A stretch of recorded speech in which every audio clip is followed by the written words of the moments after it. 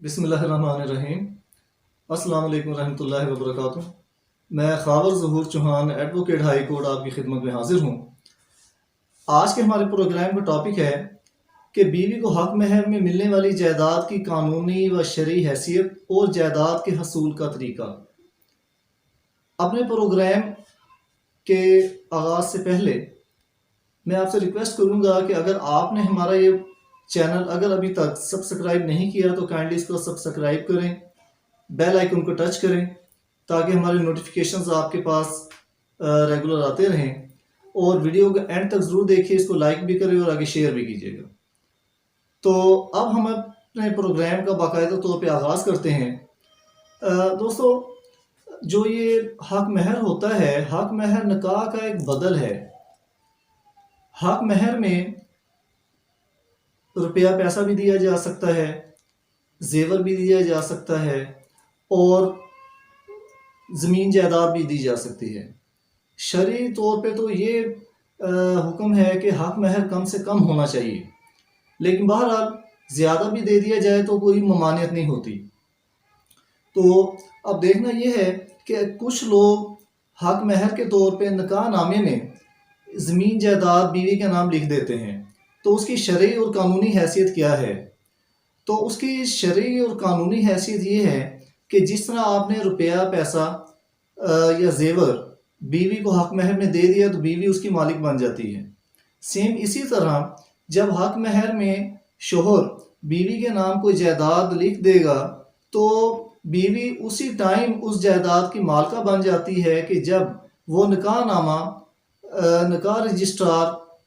باقاعدہ طور پہ درج کر لے گا، یعنی رجسٹرڈ جب وہ نکاح ہو جائے گا تو بیوی اسی ٹائم اس پراپرٹی کی مالکہ بن جاتی ہے، چاہے ریونیو ریکارڈ میں یا محکمہ ایکسائز اینڈ ٹیکسیشن کے ریکارڈ PT-1 میں بعد میں عمل درآمد ہوتا رہے، لیکن بیوی اسی ٹائم مالکہ بن جاتی ہے۔ اور اس بارے میں ایک اور بات آپ پہ میں واضح کر دوں کہ اس کے لیے کوئی الگ سے سٹیمپ پیپر لکھنے کی ضرورت نہیں ہوتی، نہ ہی بیوی کے نام رجسٹری کروانے کی ضرورت ہوتی ہے، چونکہ نکاح رجسٹرار کے پاس باقاعدہ ایک سرکاری اختیار ہوتا ہے، وہ لائسنس ہولڈر ہوتا ہے، حکومت کی جانب سے اس کے پاس اختیار ہے کہ وہ نکاح نامے کو باقاعدہ طور پہ درج کروائے، رجسٹرڈ کروائے۔ تو چونکہ وہ نکاح نامہ رجسٹرڈ ہو جاتا ہے تو بیوی کے نام حق مہر میں دی جانے والی جائیداد کی بیوی اسی ٹائم مالکہ بن جاتی ہے جب وہ رجسٹرڈ ہو جاتا ہے، تو اس لیے اس کے لیے کسی الگ سے رجسٹری یا اسٹامپ پیپر لکھنے کی ضرورت نہیں ہوتی۔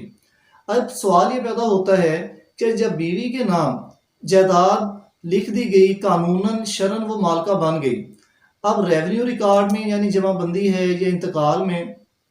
اسی طرح کوئی شہری جائیداد ہو جہاں انتقالات نہیں ہوتے یا جمع بندی نہیں ہوتی، پٹواری ریکارڈ نہیں ہوتا، وہاں پہ محکمہ ایکسائز اینڈ ٹیکسیشن کے ریکارڈ میں عمل درآمد ہوتا ہے۔ جیسے PT-1 ہے،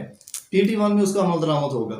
تو اس میں عمل درآمد کروانے کا طریقہ کیا ہے؟ اس کا طریقہ کار یہ ہوتا ہے کہ اول تو شوہر خود جا کے وہاں ریکارڈ میں درج کروا دے، بیوی کے نام جمع بندی میں نکاح نامے کی بنیاد پہ وہاں پہ اندراج کروا دے کہ حق مہر میں بیوی کو جائیداد دی گئی ہے، بیوی اس کی مالکہ ہے۔ بصورت یا پھر اگر ریونیو ریکارڈ نہیں ہے تو محکمہ ایکسائز اینڈ ٹیکسیشن میں اگر اس کا عمل درآمد ہونا ہے تو شوہر جا کے اپلیکیشن دے گا ایکسائز اینڈ ٹیکسیشن میں نکاح نامے کی کاپی لگا کے۔ اگر بالفرض محال میاں بیوی میں ناچاکی ہے یا شوہر پراپرٹی محکمہ میں درج کروانے سے انکاری ہو، تو یا جیسے کاغذات مال میں یا محکمہ ایکسائز اینڈ ٹیکسیشن کے ریکارڈ میں، تو اس صورت میں بیوی بھی یہ کام کر سکتی ہے کہ وہ اپنے نکاح نامے کی مصدقہ کاپی لے کر متعلقہ محکمہ میں جائے، اپلیکیشن دے اور اس کا وہاں پہ عمل درآمد کروائے۔ بالفرض محال وہ انکار کر دیتے ہیں کہ نہیں ہم ایسا نہیں کرتے، اس صورت میں بیوی کے پاس جو ریمیڈی ہے وہ یہ ہے کہ وہ فیملی کورٹ میں ایک اپنا دعویٰ دائر کرے گی، کیس فائل کرے گی، اور کورٹ سے استدعا کی جائے گی کہ چونکہ میں اس پراپرٹی کی مالکہ ہوں، حق مہر میں مجھے یہ پراپرٹی مل چکی ہے، تو باقاعدہ طور پہ میرے نام محکمہ کے ریکارڈ میں اس کو درج کرنے کا حکم دیا جائے۔ تو عدالت شوہر کو بھی طلب کرے گی اور ایویڈنس ریکارڈ کرنے کے بعد باقاعدہ طور پہ کورٹ اس سلسلے میں ڈگری صادر کرے گی۔ جب وہ ڈگری صادر ہو جائے گی تو بیوی اس ڈگری کی مصدقہ نقل حاصل کر کے نکاح نامے کی بھی کاپی ساتھ اٹیچ کر کے پھر دوبارہ متعلقہ محکمہ میں درخواست دے گی۔ تو جب وہ درخواست وہاں پہنچے گی تو متعلقہ جو محکمے کے آفیسرز ہیں، کنسرن ڈپارٹمنٹ جو بھی ہوگا، چاہے ایکسائز ڈپارٹمنٹ ہو یا محکمہ مال یا ریونیو ڈپارٹمنٹ ہو، تو وہ پابند ہوتے ہیں کہ وہ اس ڈگری پر عمل درآمد کریں۔ اگر نہ کریں تو عدالت میں توہین عدالت درخواست دائر کر کے بھی عمل درآمد کروایا جا سکتا ہے۔ تو یہ ہے اس کا باقاعدہ طور پہ طریقہ، اور شرعی و قانونی حیثیت جیسا کہ میں نے پہلے عرض کر دی کہ اس کی بالکل شرعی و قانونی حیثیت ہے کہ جائیداد اگر دے دی جائے تو وہ جائیداد ناقابل واپسی ہوتی ہے۔ ہاں، اگر بالفرض محال شوہر بیوی کو طلاق دے دیتا ہے پھر تو واقعی ناقابل واپسی ہے، لیکن اگر بیوی خلا لے لیتی ہے تو اس صورت میں وصول شدہ جائیداد جو ہوتی ہے، اس وصول شدہ جائیداد کا 50% شوہر کو واپس کرے گی، اور اگر اس نے جائیداد وصول نہیں کی ابھی تک، یعنی اس کے قبضے میں نہیں آئی، تو اس کی صورت اور ہوتی ہے کہ وہ 1/4 اس کو چھوڑنا پڑتا ہے، یعنی چوتھا حصہ۔ تو میرے دوستوں، مجھے امید ہے کہ آج کی یہ ویڈیو آپ کو پسند آئی ہوگی، اور یقیناً آپ کی نالج میں بھی اضافہ کا یہ باعث بنے گی۔